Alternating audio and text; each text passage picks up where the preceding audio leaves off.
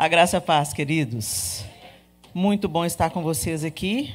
Já estivemos no culto anterior e foi um tempo precioso. O Senhor ministrou a sua palavra sobre nós. É bom a gente estar em família. É tão interessante quando a gente pensa que a igreja do Senhor em toda a terra está reunida. Hoje é domingo, não é dia do Senhor. Para nós que celebramos o Senhor, tem os adventistas que celebram no sábado, mas a maioria dos cristãos celebram no domingo. E nós somos gratos ao Senhor por essa oportunidade. É bom a gente ter essa consciência, que o dia é do Senhor. Então que você se aquete na presença dEle. Amém? Para que Ele fale conosco o que Ele quer falar nessa manhã. Abra sua Bíblia comigo em Êxodo, capítulo 15.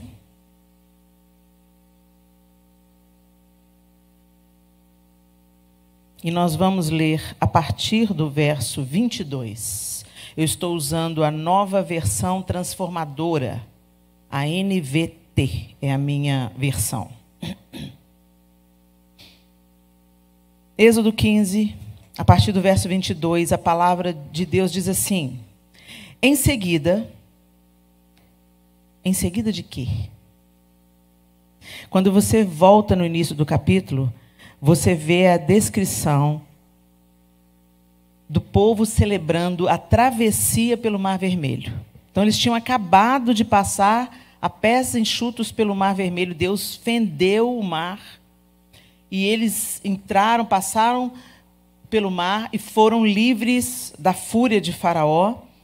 E eles entoaram um cântico ao Senhor. Então, é aquele momento que eles estão celebrando, porque Deus os tirou com mão poderosa do Egito. Imediatamente, em seguida, ok? Só para você se localizar onde que o povo está aí.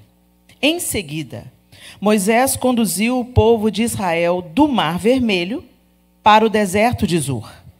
Caminharam pelo deserto por 3 dias sem encontrar água. Quando chegaram a Mara, descobriram que a água era amarga demais para beber. Por isso, chamaram aquele lugar de Mara. O povo começou a se queixar e se voltou contra Moisés. O que beberemos? Perguntavam. Então Moisés clamou ao Senhor e o Senhor lhe mostrou um pedaço de madeira. Moisés o jogou na água e ela se tornou boa para beber. Foi em Mara que o Senhor instituiu o seguinte decreto como norma para provar a fidelidade do povo. Ele disse: se ouvirem com atenção a voz do Senhor seu Deus e fizerem o que é certo aos olhos dele, obedecendo a seus mandamentos e cumprindo todos os seus decretos, não os farei sofrer nenhuma das doenças que enviei sobre o Egito, pois eu sou o Senhor que os cura. Depois que saíram de Mara, os israelitas viajaram até Elim, onde encontraram 12 fontes de água e 70 palmeiras, e acamparam ali, junto às águas. Senhor, essa é a tua palavra, e nós te pedimos que nessa manhã ela entre pelos nossos ouvidos, seja captada pela nossa mente, mas que ela entre pelo nosso coração. Que o teu Espírito Santo use a sua palavra para nos transformar a nossa maneira de pensar e gerar em nós um novo modo de agir através desse novo pensamento. Nos dê crescimento nessa manhã, Senhor, ajuda-nos a caminhar na tua presença, em nome de Jesus. Amém. Gente, é muito importante você entender o contexto.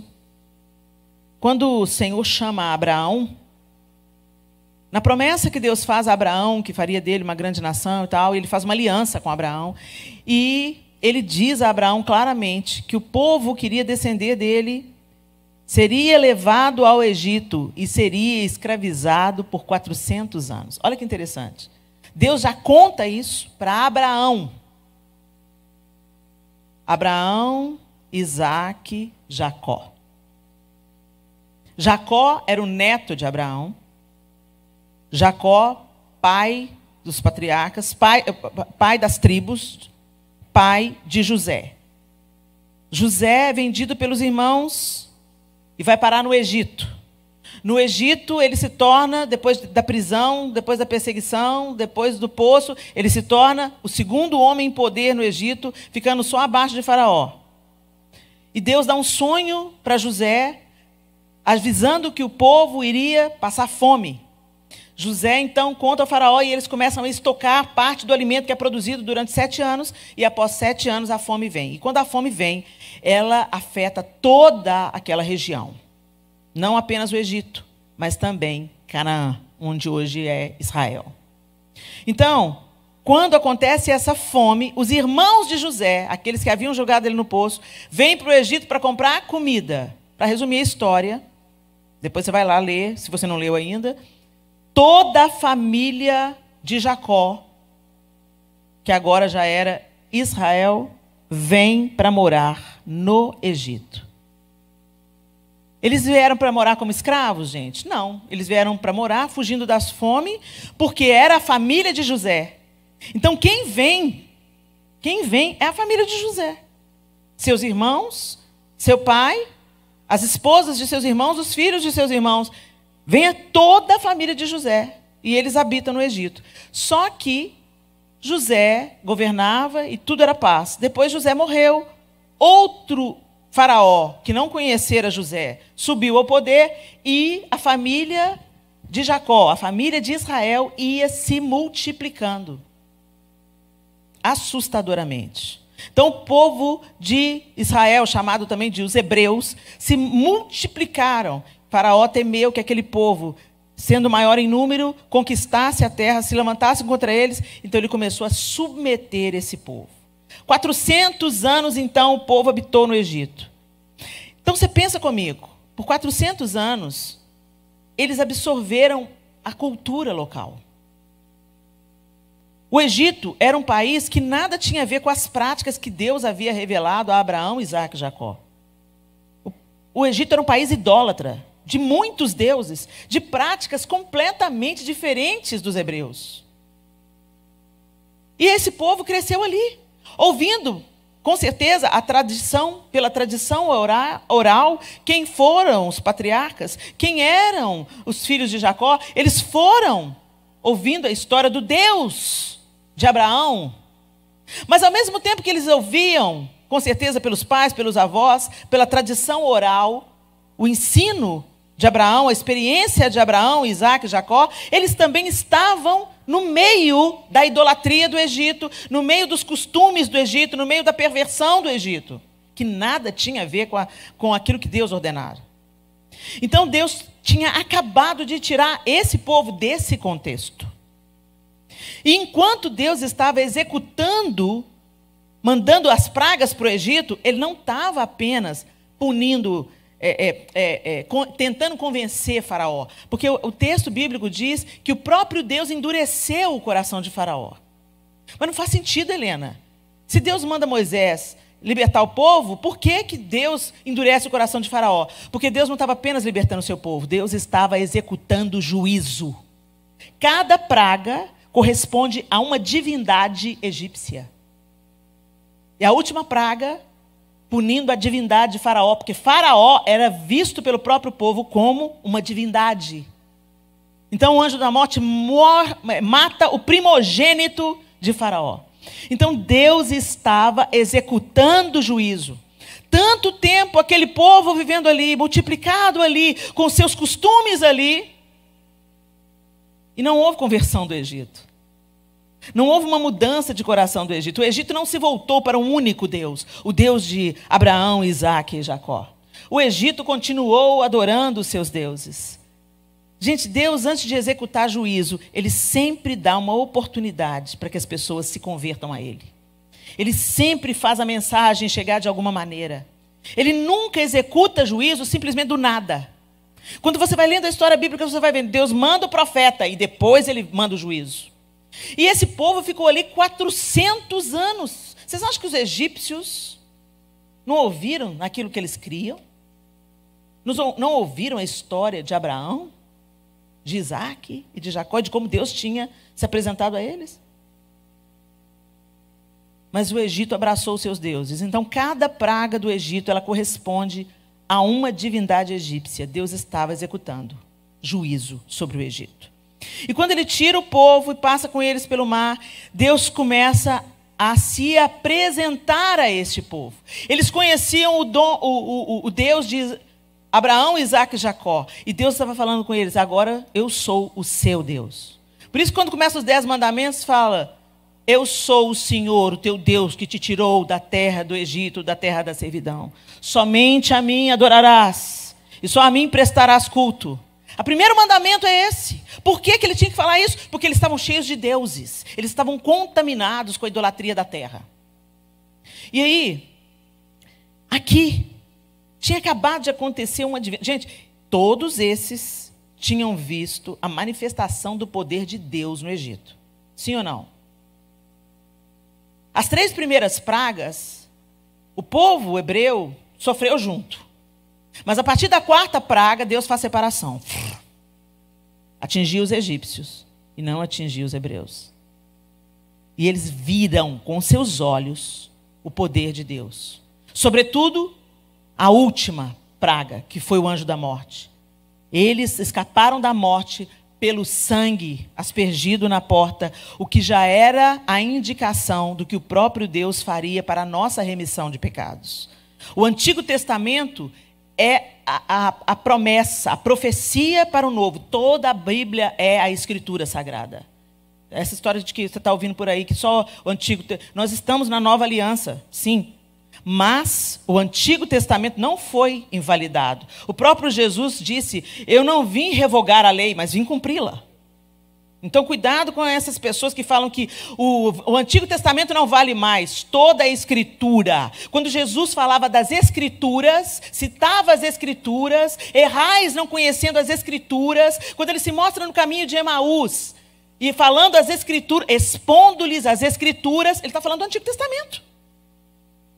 O próprio Jesus está expondo no Antigo Testamento. Não dá para falar que o Antigo Testamento não é palavra de Deus, tá, gente? Só para abrir um parênteses aí, dá atenção, porque tem tanta heresia rolando aí, para você se precaver. Toda a palavra de Deus. Sim, nós estamos vivendo uma nova aliança. Nós não somos salvos mais pelas nossas obras, pelo nosso bom comportamento. Somos salvos pela graça, mediante a fé. Entretanto, a lei é o aio da santificação. Nós não podemos viver uma vida santa pelos nossos próprios esforços, mas se temos o Espírito de Deus em nós, o mesmo Espírito que levantou Jesus dentre os mortos, nós podemos viver uma vida em santidade. Então tem muito crente picareta falando assim: não, é pela graça, não é nada que eu faço, e vive essa vida vagabunda. Deixa eu te falar, meu irmão, sede santos, porque o Senhor é santo. E sem santidade ninguém verá a Deus. Ok? Deus não compactua com as obras das trevas. O pecado na nossa vida é uma realidade, mas ele é um acidente de percurso, é por causa da nossa natureza, mas o Espírito de Deus habita em nós para nos empoderar, para nos capacitar a vencer o pecado e não andarmos como escravos do pecado como um dia fomos. Ok? Eles acabaram de ver grande manifestação do Senhor. Uau! E uma maior de todas, o mar abriu.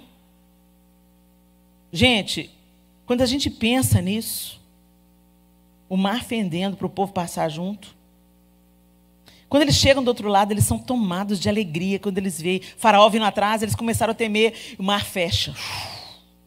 Mais um livramento de Deus. E eles foram tomados de gratidão, de alegria, e eles começaram a cantar e a celebrar a vitória, o escape, a bênção, a libertação. Todos eles estavam ricos. Por quê? Porque o Egito foi despojado, as pessoas davam para eles ouro. De onde vocês acham que eles tiraram o ouro que eles fizeram o tabernáculo? Eles despojaram o Egito. O povo dava para eles riqueza. Vai embora, vai, some daqui. Some, a gente não quer ver a cara de você, vai, toma. O próprio Senhor disse que eles sairiam ricos. Eles saíram do Egito para caminhar no deserto, mas eles tinham ouro, eles tinham pedras preciosas. Eles estavam ricos e livres. Aí Deus, 3 dias sem água. Maior riqueza mesmo é água, né, gente? Você está correndo atrás do ouro? Você vive sem o ouro, mas você não vive sem água. Você acha que caro é a sua hora? Gente, caro é ter ar para respirar. Como a gente perde os valores, né? Eu nunca vi ninguém no leito de morte lamentando, ou tendo saudade da bolsa de marca. Ai, que saudade da minha Louis Vuitton. Traz para mim a minha Louis Vuitton. Não. Eles têm saudade de quê? De ir no banheiro sozinho? Fica atribulado. Muito bem, gente. E eles estavam sem água. Sem água. E quantos dias, gente? 40? 10? Precisou de muito tempo? Eles tinham acabado de ver a glória de Deus manifesta. O que eles começaram a fazer? Reclamar. Se voltaram contra Moisés. Como assim, Moisés? Que a gente não tem água? Como que a gente não tem água? E aí, beleza, chegou numa fonte. Ah, tem uma fonte, achou uma fonte. A água era amarga. Gente, o povo ficou furioso. Então Moisés clamou ao Senhor. Ô, gente, o Senhor é a fonte de tudo. Você fala aleluia, glória a Deus, amém. Gente, como a gente vive no automático como cristãos? A gente precisa sair do automático. A gente precisa de repetir as coisas simplesmente por hábito. A gente precisa de parar de cantar as canções sem ter a consciência do que a gente está cantando. A gente canta, né? É que a sarça pegou fogo e não se consumiu. É a voz que saiu dela um dia me atraiu. Meu coração queimou até que descobriu que um dia em tua presença vale mais do que 1000. Mas você não fica na presença do Senhor? Você não lê a Bíblia? Você não tem uma vida de oração? Gente, uma coisa que o Senhor não tolera é a hipocrisia. Você parece uma coisa que você não é. O Senhor libera a adúltera. O Senhor perdoa o pecado, mais cabeludo. Mas todas as vezes que eu vejo Jesus sendo impaciente, é com quem tinha aparência de ser, mas não era. Os fariseus. Eles tinham a lei na ponta da língua. Eles tinham a roupa diferenciada. Oravam nas sinagogas em alta voz. E Jesus falou, hipócritas. Isso é só um adendo. Nós precisamos de parar de fazer as coisas por hábito. Nós precisamos de nos devotar ao Senhor.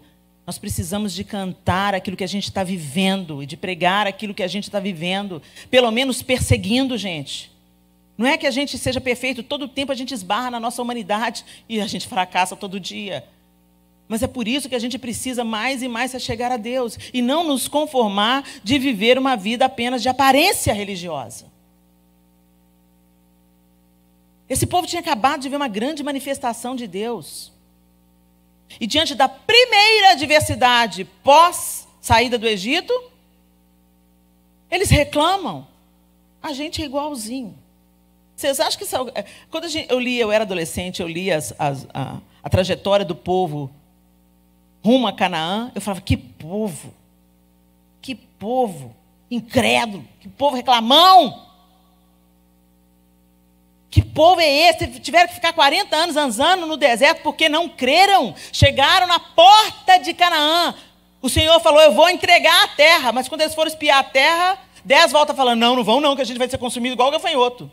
2 apenas falaram, não, vamos, eia. O Senhor falou que não vai nos dar a terra, vamos embora. Não vamos não. E o Senhor falou, não vão não. Então tá bom, volta para o deserto. E vai rodar lá, até essa geração toda que não creu morrer no deserto. E vocês vão morrer pela própria boca de vocês. Vocês estão falando que os gigantes em Canaã vê vocês como gafanhotos? É assim, por essa palavra aí, vocês vão morrer como gafanhotos. Cuidado com o que você fala. A gente às vezes dá o nosso próprio decreto. E esse povo, a primeira geração todo mundo de 20 anos para cima, morreu no deserto. Quem tinha 20 anos para baixo é quem entrou. Mas Josué e Caleb, que creram. E aqui nessa saída, o povo está reclamando. Moisés busca ao Senhor. Moisés sabe que é o Senhor que está conduzindo, que do Senhor é a fonte, o Senhor é a vida, o Senhor é a resposta. E ele busca nele, no conhecimento dele, na estratégia dele, no conhecimento que ele teve quando ele morou na casa de Faraó por 40 anos. Não. Ele buscou ao Senhor. Gente, a gente busca solução em todo lugar. O Senhor é a última opção.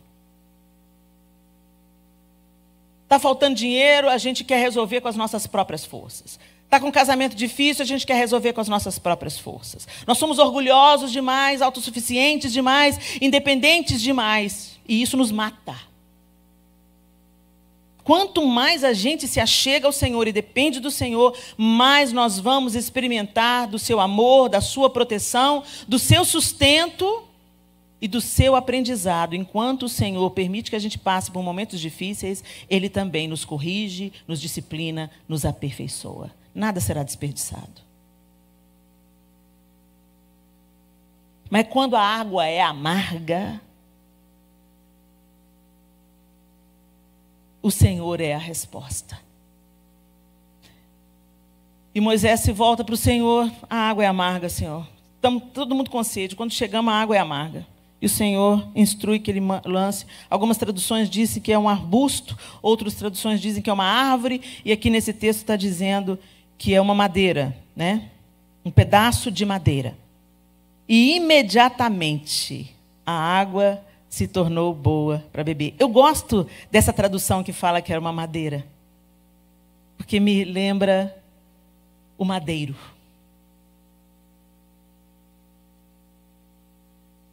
É pela cruz que a gente perde o amargor. É pela cruz que a água da fonte da vida jorra para nós. Então, até nessa madeira, nessa árvore, né, eu consigo ver o prenúncio daquilo que estava para se manifestar. E aquela água é sanada e ela se torna boa para beber, para produzir vida.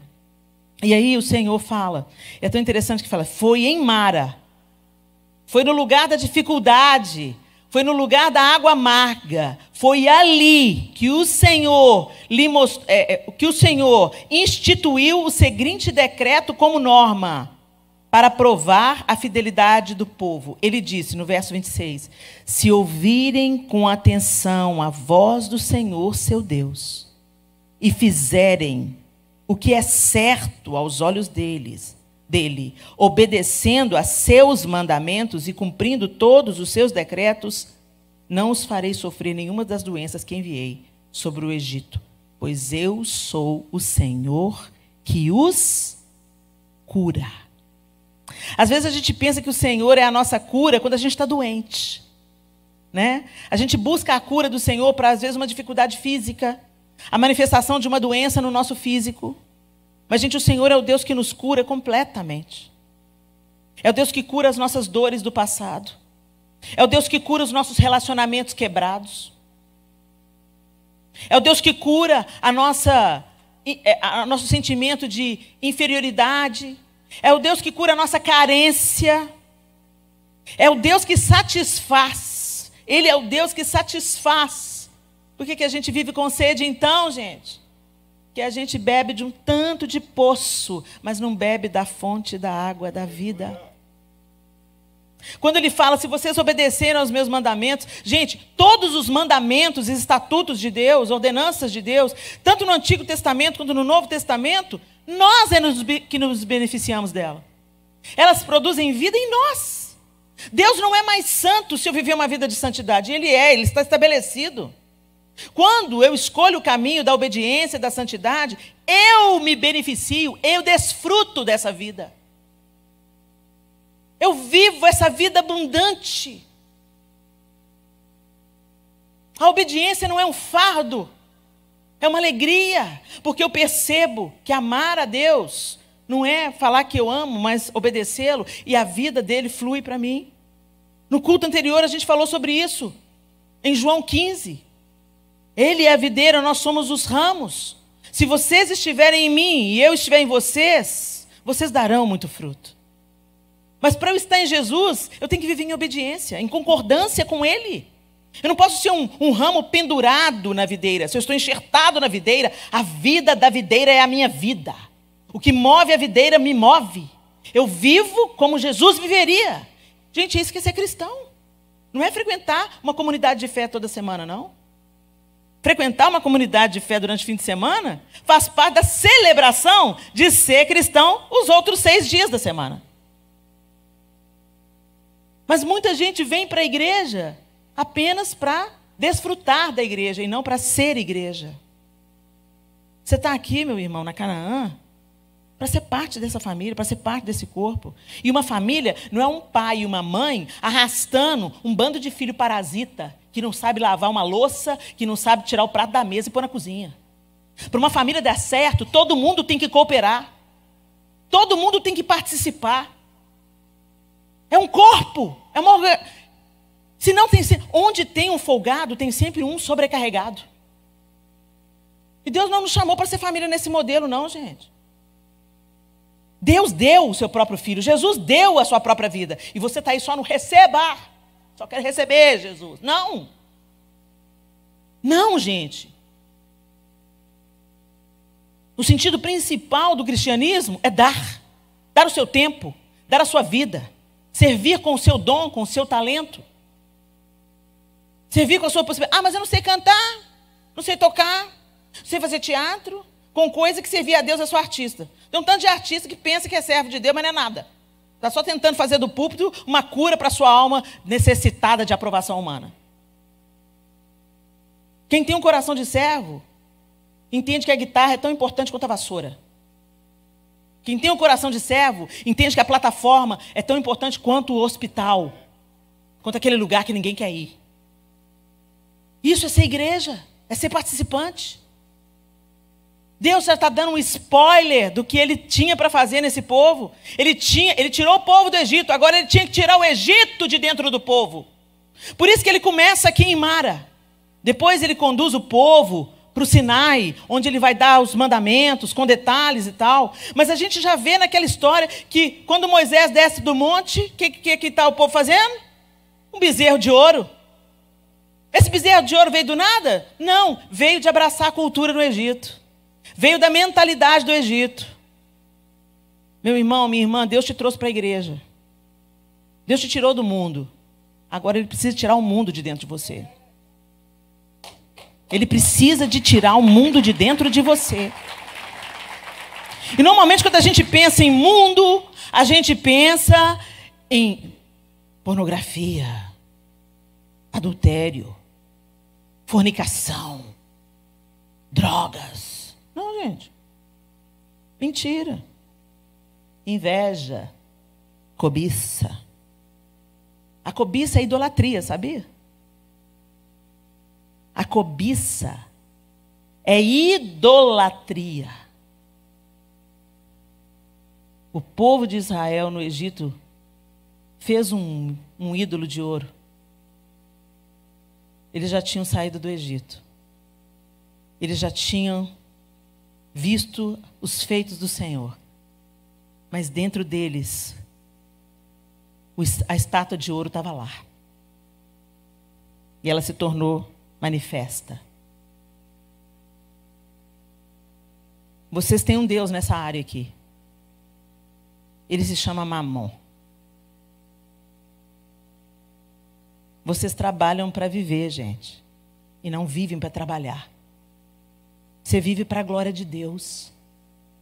Você só está vivo porque o eterno te dá vida. Você está respirando aí, ó. Porque Deus permitiu que você acordasse hoje. Um tanto de gente, como o pastor Zacarias disse, um tanto de gente não acordou hoje. Estourou uma veiazinha aqui. Acabou. Nós somos tão arrogantes. A gente fala, eu vou fazer. Daqui 2 anos eu vou voltar. Não, eu vou juntar o dinheiro agora para eu poder voltar daqui 5 anos. Você não sabe se você vai estar vivo amanhã. Então viva a sua vida para o Senhor hoje. Ame a sua família hoje. Beije o seu filho hoje. Trabalhe pelo seu casamento hoje. Eduque os seus filhos no caminho do Senhor hoje. É hoje que a gente tem, gente. Mas Mamon não dá para a gente essa noção, não. Não, mais um pouquinho, só mais um pouquinho, só mais um pouquinho. A gente nunca está satisfeito. Tem gente que passou 20 anos aqui e não construiu nada, nem aqui nem lá. O que vocês acham que é isso? Bênção do Senhor? Mamon sugando vocês de canudinho. O Egito dentro de vocês. Não permitam, meus irmãos. Porque senão vocês vão dar voltas, dar voltas, dar voltas e morrer no deserto como gafanhotos. Não permitam. Nossos filhos estão sendo alvejados pelo inferno. Seja o guardião do seu lar. Faça o culto doméstico. Mulheres, preparem a mesa. A mesa é lugar de cura. A mesa é lugar de perceber um filho entristecido, um filho viciado em tecnologia. Agora, marido e mulher vão para a cama com o celular. No Brasil, tem menino morrendo afogado porque a mãe distrai no celular. Essa semana que passou, ou a outra, uma menina de 11 anos, porque os avós tomaram o celular, trancou eles dentro do quarto, pôs fogo no sofá e foi andar de bicicleta. Eles tiveram que pular do 3º andar com a ajuda dos vizinhos que amorteceram a queda com colchões. Porque essa geração está viciada em tecnologia. Ah, essa geração é terrível. Está falando de quem? O sujo falando mal lavado? Você não olha para sua mulher, fica no celular? Você não cuida bem da casa porque fica no celular? Vocês não têm vida familiar porque fica no celular? Depois vem todo mundo santo para a igreja. Aleluia, vamos cultuar. O menino quer, não, pai, vem menino, vão. O menino vem pensando assim, na primeira oportunidade, eu vou chutar o balde. Porque ele não vê o pai e a mãe amando o Senhor. Gente, filhos que têm crescido vendo o pai e a mãe devotados amando o Senhor estão se desviando. Quanto mais filhos que não são ensinados a amar o Senhor desde a tenra idade. O diabo não está brincando de ser diabo, mas a gente está brincando de ser crente. E a gente está sacrificando essa geração no altar de Mamon. O seu filho não precisa de um tênis mais caro. O seu filho não precisa de ter um carro mais sofisticado para o pai dele. O seu filho precisa de pai. Ele precisa de mãe. Parir não é suficiente, não, gente. Tem que orar por essa geração, tem que pôr as mãos quando eles saem para a escola. Tem que se achegar a Deus e observar os estatutos do Senhor e implantar esse amor, se devotar a Deus e implantar isso pelos filhos, principalmente pelo exemplo, mais do que pela fala. A gente fala na cabeça dos nossos filhos e a gente não pratica absolutamente nada. E eles estão mais de olho na nossa atitude do que nas nossas palavras. Nós somos esse povo. Eu era adolescente, falava, Deus, que povo obstinado. E Deus falava, são vocês, Helena. Vocês são meu povo, mas vocês são assim. Eu faço um milagre essa semana. Daqui 2 dias você está murmurando e duvidando de que eu sou capaz de continuar provendo. Eu curo você hoje. E ao invés de você viver uma vida diferente daqui para frente, você continua comendo errado, você continua não se exercitando, você continua negligenciando a saúde que eu coloquei nas suas mãos para você cuidar. E você continua vivendo para você mesmo, trabalhando demais, consumindo cafeína demais, comendo errado demais. Os ídolos do nosso tempo, a cultura, o entretenimento, a idolatria, a comida. Os ídolos que precisam ser removidos da nossa vida, gente. O amor ao dinheiro. A incredulidade, porque você não confia que Deus é capaz de te fazer viver bem com o que você ganha. Você está sempre buscando alguma coisa a mais, alguma coisa a mais, alguma coisa a mais. Eu dei o testemunho aqui no culto anterior, que quando nós paramos de ministrar, porque a pandemia começou, todas as nossas agendas em 2020 caíram. E o João virou para mim e falou assim, Helena, e agora? Como é que a gente vai viver? Porque nós não ministramos para ganhar dinheiro, mas todo o nosso sustento vem através da igreja voluntária. Como nós vamos viver? Eu falei, João, até hoje nós tivemos a aula teórica, agora nós vamos fazer estágio. Vamos ver na prática como é que vai ser. Ele o Senhor vai cuidar, né, Helena? Sempre cuidou, vai cuidar. E cuidou. E cuidou de uma maneira sobrenatural. Não faltou nada. E eu vou dizer para você, sobejou. Porque eu pude reformar o meu banheiro, que trabalhando eu não tinha dinheiro para... Deus é mais que abundante. Ele não pode ir contra ele mesmo. Agora, para nós experimentarmos dessa fidelidade, desse livramento, desse cuidado de Deus, vocês veem claramente o que ele falou aqui? Para o seu povo. E obedeçam. Vivam segundo os meus preceitos, os meus conselhos, a minha admoestação. Santifiquem-se. E eu vou cuidar de vocês. O que atinge a maioria não vai atingir vocês. E se você tiver em obediência e justiça, em obediência a Deus, ainda que você morra, você viverá. A morte não é o nosso fim, gente. A morte é uma pausa. Até aquele grande dia. Onde do túmulo nós vamos ser chamados. Mas a gente vive tão agarrado a esse Egito. Tão agarrado. Deus para o povo em Mara. Adverte o povo em Mara. Se ouvirem com atenção a voz do Senhor seu Deus, e fizerem o que é certo aos olhos dele, obedecendo a seus mandamentos e cumprindo todos os seus decretos, não os farei sofrer nenhuma das doenças que enviei sobre o Egito, pois eu sou o Senhor que os cura. E o 27 diz assim: depois que saíram de Mara, os israelitas viajaram até Elim. Um oásis, gente. Um oásis. Onde encontraram 12 fontes de água. Estava em falta. Deus os conduziu através de Mara e os levou a Elim, onde tinha 12 fontes de água e 70 palmeiras. E acamparam ali, junto às águas. O Senhor é meu pastor, nada me faltará. Aí você pode pensar assim, mas já me faltou, Helena. Já me faltou. Já me faltou emprego. Já me faltou comida. Já me faltou alegria. Mas o Senhor não falta. Nós nos distanciamos dele. Mas ele não falta. E se você pensar bem, ele é a única coisa que você não pode perder. Você pode perder tantas coisas. Você pode perder o emprego. Você pode perder a saúde.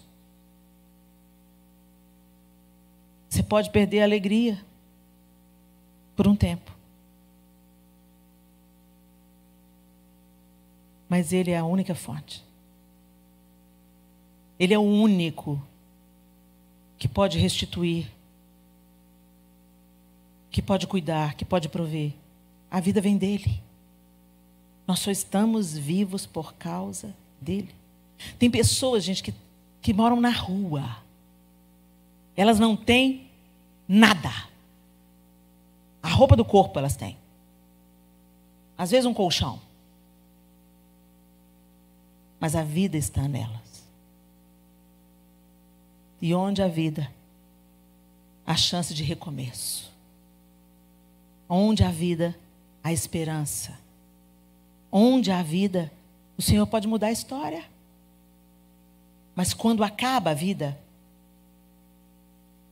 não se pode fazer mais nada, a não ser aguardar o julgamento. Vocês entendem que a única coisa que não nos pode faltar de verdade é o Senhor? Porque é Ele que dá a vida. As feministas se gabam, meu corpo, minhas regras. Mesmo? Você consegue manter o seu cérebro funcionando? É você que determina os batimentos do seu coração? Como nós somos arrogantes, gente. A gente não é dono de nada.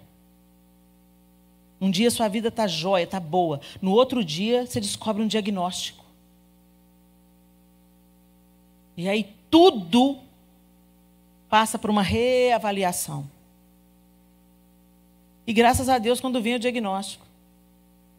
Porque é um processo que pode resultar em vida, em fruto, em flor, em abundância, em inauguração de uma nova época. E quem faz isso é Deus. Tem gente que não tem essa chance. Uma amiga da minha filha, Sofia, tem 21 anos. quando ela tinha 18. Uma amiga muito querida dela. Acordou de manhã, como fazia todos os dias. E a mãe estava caída na sala. A mãe jovem, saudável. Ela pensou que a mãe tinha desmaiado. Quando ela virou a mãe estava cinza. Ela chamou o SAMU. A mãe estava morta.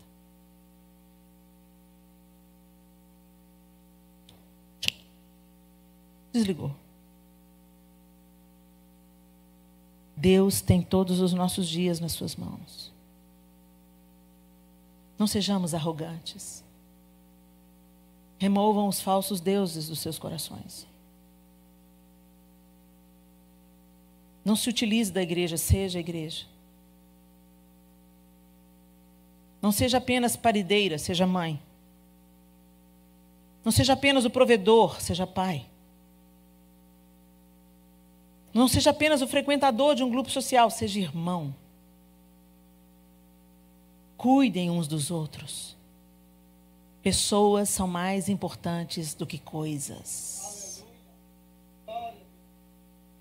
E nós precisamos de ser lembrados disso, meus irmãos, todos os dias. O Senhor tem Elim para nós. Graças a Deus, Ele permite os vales, Ele permite as lutas, mas Ele também amorosamente nos leva a pastos verdejantes. Ele também provê o refrigério. Ele também provê palmeiras, né? Sombra, descanso. Eles acamparam em Elim. Eles ficaram ali não sei quanto tempo. Mas eles acamparam. Não foi uma passagem. Mara, o caminho pós Mar abrir, Mara, pouco tempo, um lugar de passagem. Mas em Elim, o lugar da paz, o lugar da abundância, o lugar das águas, o refrigério, acamparam. E a gente acampa para quê? Para se acomodar? Não. Acampa para recuperar forças. Para contemplar Deus. Para estar forte para o próximo trecho desértico. E isso só vai acabar quando estivermos com o Senhor. Mas que até lá, meus irmãos, a gente siga se descolando cada vez mais dos ídolos do Egito. Não abrace a cultura vigente. É muito mais sutil, gente. Não é só não celebrar o Halloween, não. Não celebrar o Halloween e oferecer uma outra oportunidade. Pastores, parabéns por essa iniciativa. Que grande bênção. Oferecer para as nossas crianças um refúgio. É mais do que isso. É não ser moldada pelo pensamento hollywoodiano de felicidade. É não ser conduzidas pelas grandes marcas, que tem pessoas com vidas devastadas que as nomeiam. Pessoas que são inimigos de Deus que as nomeiam. Pessoas que praticam toda sorte de impiedade contra Deus. Nomeiam as grandes marcas que a gente quer exibir. Em bolsas, sapatos e roupas. É mais sutil. Estou dizendo para você ser um estranho eremita. Estou dizendo para você ter discernimento. Onde você coloca o seu dinheiro? Não financie as trevas. Não abrace a cultura vigente. Não seja governado por Mamon. Deixe o Egito para trás. Deus já te tirou de lá. Tantas vezes esse povo disse: a gente quer voltar para o Egito, porque lá tinha cebola e alho. Estava comendo pão que cai do céu, mas estava saudade de cebola e alho. Essa geração morreu no deserto. Isso tem que nos ensinar alguma coisa, pessoal. Isso não está só para encher página. Isso está para nos mostrar o padrão de pensamento do Deus a quem servimos. Como Ele age, como Ele é. Um Deus justo, santo e perfeito, que não tolera conviver com a impiedade. Então que a gente revisite o nosso coração. as motivações que têm nos empurrado. E entenda, às vezes Deus tem um novo lugar para te levar, de refrigério, de bênção, mas Ele precisa de pôr o seu coração à prova em Mara,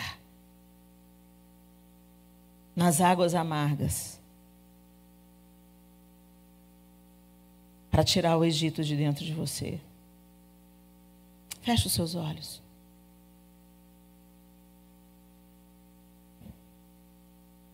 Como é que você tem vivido a sua vida, meu irmão, minha irmã?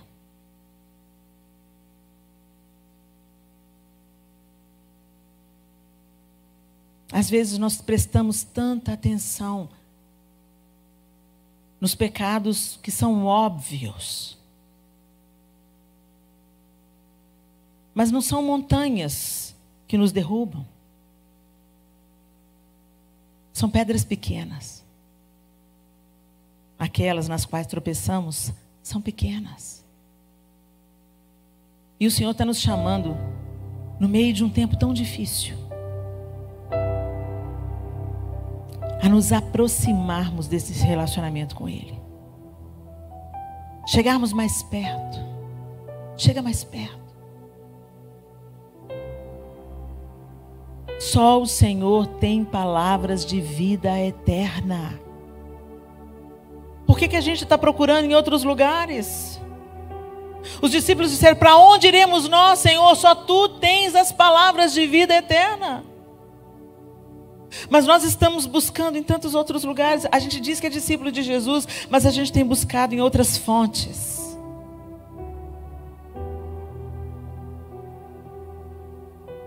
E a gente consente, a gente abraça a cultura. E quando a gente vê, a gente é mais influenciado pela cultura vigente no século do que pela cultura do céu. Pelos preceitos do Senhor, pelos valores, por aquilo que o Senhor, por aquilo que é importante para o Senhor.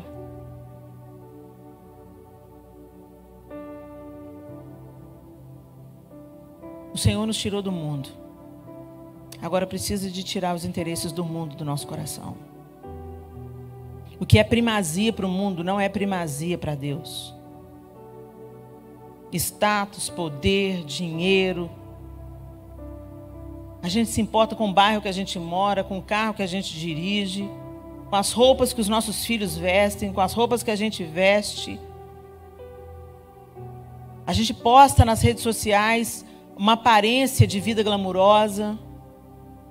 A gente vai dançando a música de Satanás, mesmo que a gente não perceba. Enquanto coisas primordiais estão sendo negligenciadas. Enquanto a nossa vida com Deus está sendo negligenciada. Enquanto o discipulado dos nossos filhos está sendo negligenciado. Enquanto o cuidado e o cultivo de um casamento feliz está sendo negligenciado. Vocês já estão vivendo no automático como casados. Interagindo só através dos seus papéis. E não comungando de uma relação íntima, poderosa, que tem se tornado cada dia mais frutífera e linda aos olhos do Senhor e aos olhos daqueles que estão ao redor. O nosso casamento, meus irmãos, não é só sobre nós, não. Não é só uma visão romântica, não. O nosso casamento é a base sobre a qual a próxima geração vai construir uma família também. O nosso casamento é a sombra do grande casamento que está para se manifestar, o de Cristo e a noiva. O nosso casamento deveria ser um lugar onde aqueles que não creem olham e falam: não, tem esperança, tem jeito. Olha ali uma família, é uma família no modelo de Deus e está dando certo. Sabe por que eles querem acabar com a família nessa cultura que a gente está vivendo? Porque quando você evidencia um prédio reto, esse prédio reto mostra que o outro está torto. Se você quer mostrar quando um prédio foi construído torto, é só construir um prédio reto ao lado desse prédio torto. Eles querem acabar com o modelo de família tradicional, porque eles não toleram ser lembrados que eles estão andando em um caminho torto, um caminho de morte. O Senhor quer fazer das nossas famílias uma tocha acesa no meio da escuridão. Mas a gente diz que é crente, e a primeira coisa que é oferecida no altar de Mamon é a nossa família. E o mais irônico é que a gente usa a nossa família para dizer que a gente está trabalhando muito pela nossa família. Que o Senhor sonde os nossos corações. Que o Senhor sonde os nossos corações. Pai, nós precisamos tanto do Senhor, Deus. Pedimos ao Senhor discernimento. Porque nem tudo que parece bom é, Senhor, mas muitas vezes nós somos enganados. Enganados pela cobiça do nosso coração, enganados até pelas nossas boas intenções de oferecer o que há de melhor para a nossa família. Mas qual é o teu melhor para a nossa família? Nós não queremos viver com Hollywood como nosso exemplo, a mídia, as séries de TV. Nós não queremos sucumbir, Deus, à cultura. Nós queremos ser transformadores de culturas. Tira o Egito de dentro da gente, Senhor. Tira os deuses falsos de dentro da gente. Destitui os ídolos do nosso coração. Quantas vezes, Senhor, como evangélicos, nós nos gabamos, nós somos idólatras. Mentira, somos idólatras, Senhor. Outras coisas ocupam a primazia que só o Senhor deveria ocupar no nosso coração. Nos perdoa, nos cura e nos leva a Elim, Senhor. Para que, experimentando o refrigério, contemplando a sua beleza, estejamos preparados para atravessar o deserto. Nós oramos e cremos que o Senhor nos escuta. Espírito Santo, pedimos que o Senhor nos fortaleça e que o Senhor molde Jesus Cristo em nós. Em nome de Jesus. Amém. Que o Senhor abençoe vocês, meus irmãos. Na mesa lá de fora. Glória a Deus. Bendito seja o teu nome, Senhor, pela tua palavra.